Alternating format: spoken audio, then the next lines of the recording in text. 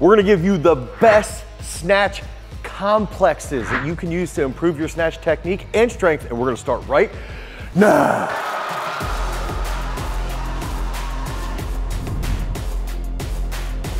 Okay, so when we're looking at the snatch, okay, when we're actually thinking through what are we trying to do? We're trying to move the barbell from the floor into an overhead position in one movement without pressing out. Ideally, they get rid of this rule, without missing the bar forward, without missing the bar behind. Then we need to break down that technique into compartments. Pull the bar to our knees off the floor. How are we gonna do that? We're gonna think about raising our chest and pushing our knees back. Okay, so that's gonna get the bar right below the knee. Okay, now what happens? Now we're gonna go through from below the knee to above the knee. I refer to this as no man's land. This is where a lot of lifters lose the bar forward. So what ends up happening is we wanna push those knees back. The bar gets right below the knee. To get through no man's land, we wanna keep raising our chest and pushing through that flat foot. So now we're gonna get through no man's land and our knees are gonna reciprocate forward. They're gonna come forward. Now we're gonna see a nice bend here, co-contraction in our hamstring and our quads.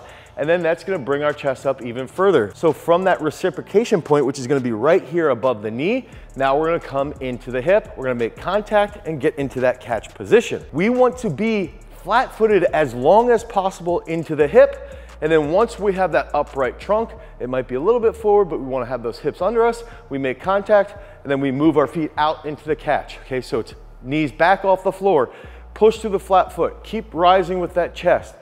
Have those knees stay tight and reciprocate under the bar, get into that hip position, and then finish and punch in those shoulders. So we've got to think through that lens with technique as we're working through these sweet snatch complexes. So this first complex, okay, this is going to be using a movement that is actually one of the fastest movements that you will use in the sport of weightlifting. And this is all based off of velocity tracking. So if we're using an exercise that's really fast, it's also really technical, it's gonna help us keep that bar tighter.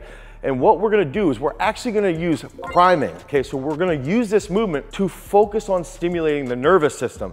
And this exercise is going to be the flat foot muscle snatch. So when we're doing a flat foot muscle snatch, ideally, you will keep the foot flat. Also, don't make contact.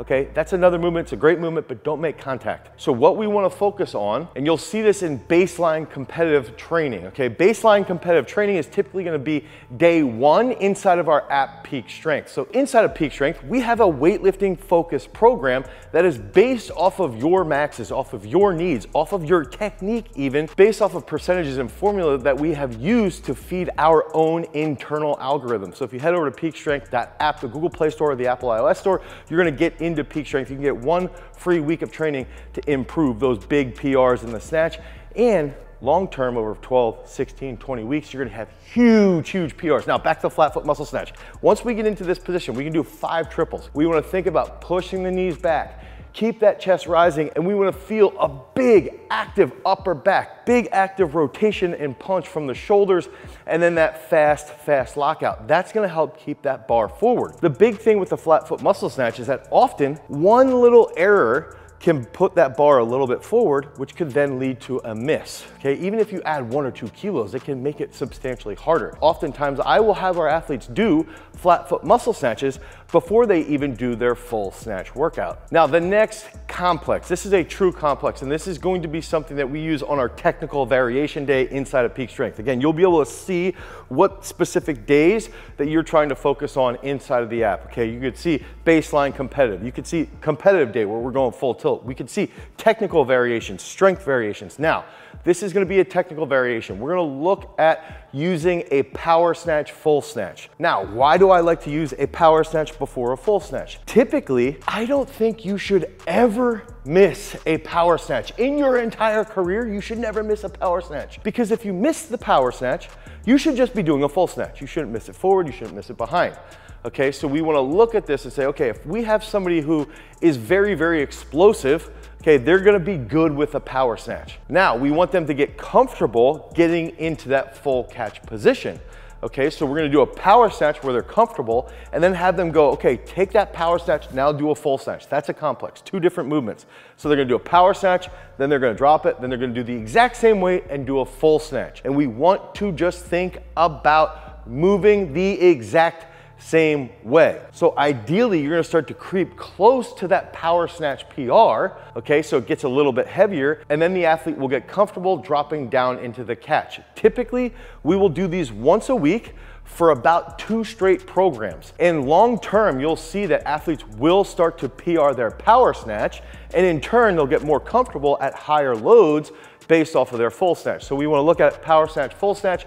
It's going to help with speed. It's going to help with that comfortable position down in the bottom position. And it's even a complex that we use with a lot of our sports performance athletes to get them comfortable catching that snatch in the hole. Okay, strength variation. We've talked about strength variation. Now, what is strength variation? Okay, this is where we're going to use a complex that will develop quite a bit of strength. So to develop strength, we're gonna have some eccentric portion of that lift. Also, we're doing a complex, so now we're gonna do something that requires a couple different movements. One of those exercises that I like to use, and I've learned from a Colombian weightlifting coach, is going to be a high pump into a snatch. Now, there's a couple key factors here. First, we want to focus on keeping the bar above the knee, okay? The bar here in a high pump will be above the knee. It will not be below the knee, it will be above the knee. So the athlete will pick the bar up off the floor. They'll get set here. They're gonna come forward with that eccentric, eccentric, eccentric. Then they're gonna come under with their hips, make contact. Ideally, they make contact, then they plantar flex, okay? Hips, contact, and then they come up with a shrug. We want to see the shrug get to the high point of your sternum. It's okay if as you get heavier, it gets a little bit lower, but don't let it get below the nipple point, okay? Keep it around the midpoint of the sternum for its lowest degree. Now, what we want to see here is we can do 1, 2, potentially even 3 pumps if we're about in the exposure phase or in the comprehension phase. So if we go 2 to 3 pumps, then we know that there's an eccentric portion of this movement. So now we do the pump. The eccentric portion should not pull the athlete forward. We want to sit, boom, sit those hips back. Now we're back to almost that same starting point, lower to above the knee, pump. That eccentric portion is where we're gonna gain a lot of strength in our upper back, in our hamstrings, that posterior chain. Also, you're gonna still feel that in the traps. This is the great point of this exercise. It's gonna build that upper back. It's gonna build that yoke. And then finally, after you do 2 to 3 pumps, you're gonna go into that high hang snatch. Now, there's 2 options here. You can either go pump, pump, and then lower to the floor and snatch, or you can go pump, pump, and do a high hang snatch. It's dependent upon the athlete. Typically, after a lot of fatigue, if you're getting closer to a peak, I would recommend just going right into that high hang snatch. If you're further out from a peak, you can get them under a lot of time under tension, have them go back to the floor, but with another slow eccentric. And that's gonna take us into our final complex. The final complex is absolutely brutal, and this is a movement that we will use as a strength variation as well. This is one of my favorite exercises that we use to develop a ton of strength. It's one of my favorite exercises to develop a ton of really good technique. It's going to be a low hang snatch first.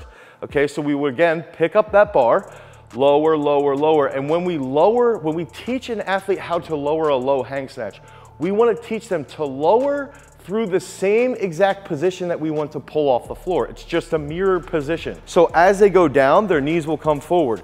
As the bar goes past the knees come back, and then the knees come back forward as you're hanging it. Okay, so that's going to be that low hang position. It's gonna light up that lower back, it's gonna light up the hamstrings. It's going to lead to longer eccentric stress, which will then lead to more strength development.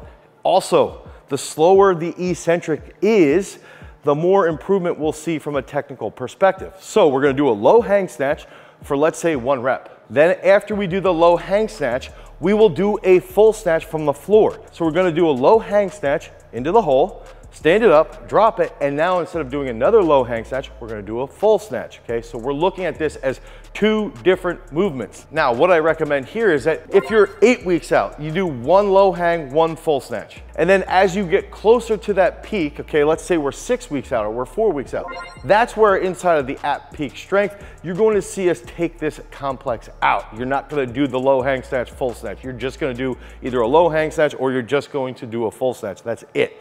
Okay, so that's how you can sort of periodize that. But that low hang snatch with a full snatch is an absolutely fantastic complex to improve your snatch strength and technique. You'll find this on Strength Variation Day. You can do this for 5 to 6 sets, but head over to peakstrength.app, the Google Play Store, the Apple iOS Store. You can download Peak Strength, select the Olympic weightlifting program so that you can start smashing those PRs. Because remember, freaks, if you want to become a champion, you've always got to cultivate your power.